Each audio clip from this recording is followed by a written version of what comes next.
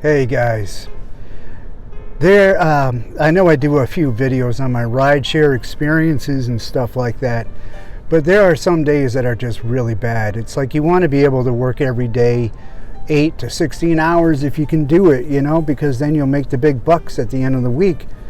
But there are some days where things just happen that prevent you from being able to do anything at all. Today is a pretty good example. You see, yesterday I started out, it's a Wednesday, it's always a bad day for making good profits at all. Nobody does anything really during the midweek except for a few business clients. But I found a way to actually make sure I get pretty good business, even if it means sitting at the airport, which I hate doing. I know a lot of Uber drivers think they're going to make $1 million if you sit at an airport, but you really don't. You get like a 30-minute trip when you sit there for 2 hours.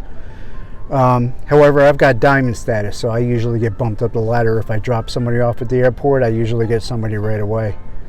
Well, anyway, I had a good strategy for yesterday, but I wanted to be able to start early today because I've been working all evenings, and I'm finding out that it's much more profitable if you do it like around afternoon. You can do mornings too, but those are short runs, but afternoons are usually long trips. Some mornings are long trips. But anyway, I'm babbling on.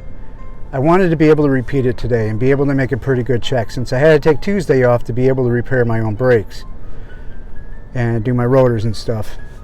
But I got up and I updated all my apps. Now in Rideshare, you normally have to do apps for tax purposes to be able to keep track of your trips, your receipts, and everything else, because you're self-employed, so you get business related tax cuts. But Everlance is the app that I prefer because its mileage is very accurate. I mean, it's not dead on to my odometer, but it's much better than what the self-employed QuickBooks does. However, they did an update to make it work much better with the Apple operating system 13. But I have an old iPhone 6, which I think is like the operating system 12 or something like that. I don't remember. I haven't looked it up. But now it doesn't work on my phone. Thing is, I'm not going to go out and get a brand spanking new phone with the newest operating system, because driving around with a really expensive phone is just bait for thieves. Like I released that video about carjacking in Rocky Hill. I'm not going to have a big expensive phone in any car while I'm doing any kind of rideshare ever. This iPhone 6 I got for free, I'm going to use that. Somebody wants to steal it, go right the fuck ahead, excuse my language. But it's not going to be worth anything. So they upped it, and it almost seems like Apple kind of like said, hey, make your software only available for the newer iPhones so we can get all the rideshare drivers to buy our newest iPhones, in time for Christmas. Because it's weird how they did that, and then because Everlance did that, I decided to go back over to QuickBooks self-employed, from Intuit. I tried the trial, so I couldn't do another free thing. So I did the $6.99, I think it is $7 a month for 3 months, and then it goes up to $15. Then I tried to run that, and that wouldn't operate either. I eventually found out all I had to do was uninstall it, reinstall it, and then it worked. But still, all that hassle took me quite a few hours, because I'm out here on Cromwell, and this entire area, all the way down from the cross of 372 in Shun Pike, all the way down to the Walmart here on 372, there, for some reason, is the most unusual pattern of bad cell phone reception. I've been to many small towns where there's a big patch where there's no cell phone coverage, but this is the most oddest, most longest stretch of road with no coverage, especially with all this business here. It is really strange. I don't understand it. So that took quite a long time. Plus, it started raining today. There was a threat of possibility that it might turn to snow because the rain would be light. Well, it never turned to snow, and the rain was very freaking heavy. On Saturday, I gave a ride to a drunk passenger who kept feeling like he was going to throw up, so he kept rolling down my window over and over again, and eventually he passed out while pressing down on the button. He got out, and I started driving. I heard the wind. I realized the window was open. Tried to roll it up. It would go up a little ways and then start going back down again, like I was pressing down, but I wasn't. I was pressing close. So my window has been messed up ever since Saturday. So, of course, when I started getting moving to go get some gas and get my day started with the new app running, I heard rainwater pouring into my back of my car. So I can't go out and make any deliveries, none whatsoever, due to the freaking idiot who seemed to treat my car like it's a cab. It's like I can understand he was drunk, and he was pretty respectful for a drunk guy, except to his girlfriend. He was kind of rude to her. And it's weird that he was that drunk and he was passing out, and I was taking them to an Italian restaurant. I hope that Italian restaurant had a good night.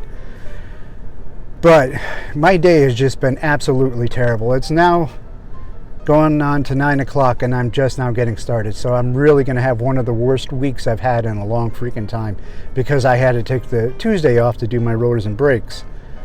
And this really threw things for a loop. There's no way I'm going to be able to work 30, 40, 50 hours from Friday until Sunday. So this really messed things up. It's really sad that software developers keep doing updates to their apps like every freaking week. Why are they doing that? Why is their software so freaking messed up that they got to do it over and over and over and over again to make it look like they're working, so that way we'll pay their subscription fees? I pay quite a bit, like $12 for my Everlance subscription fee for them to track my miles. It's kind of sad in this day and age where I might have to go back to pen and paper because advanced technology is too stupid because people are trying to rip people off. And I don't know. It's just been a really bad day, and I know things are going to pick up, because if yesterday was that good, I hope that tomorrow is going to be even better. Oh, and with the window. Strangest thing, I had a couple of wedges back there. I had a rubber piece of a spatula in this corner and a door stop over in this corner. Sorry, the phone was shaking. And I took them out and tried to roll down the window. All of a sudden I heard a loud couple of bangs, and I'm like, oh crap, that sounds like broken pieces of window. It really does sound like glass falling in metal. And I tried it again, and I heard another clank. So I'm like, oh no, this isn't going to be good. So I decided, the heck with it, let's see if if I damaged it for good. I pressed the roll up window, it rolled up and it shut and it stayed. I opened it, it opened back up.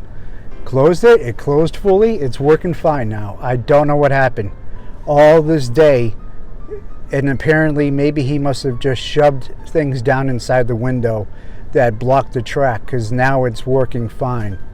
He was drunk. It's just really bad that little kids in my car are better and cleaner customers than adults. So that's one of the things, though. That's one of the reasons why yesterday was a very low profit day. So I decided to see if I could start early, because I've been working evenings to be able to pick up customers. And I'm used to it, because you get calls all the time, but you're only doing like 10 minutes to go pick up somebody who's doing a 3-minute ride. So you're getting paid jack. So finally I decided, let's try going earlier in the day on a Wednesday and see how that works out. And I want it making more than enough in just a few hours to be able to call it a day quickly.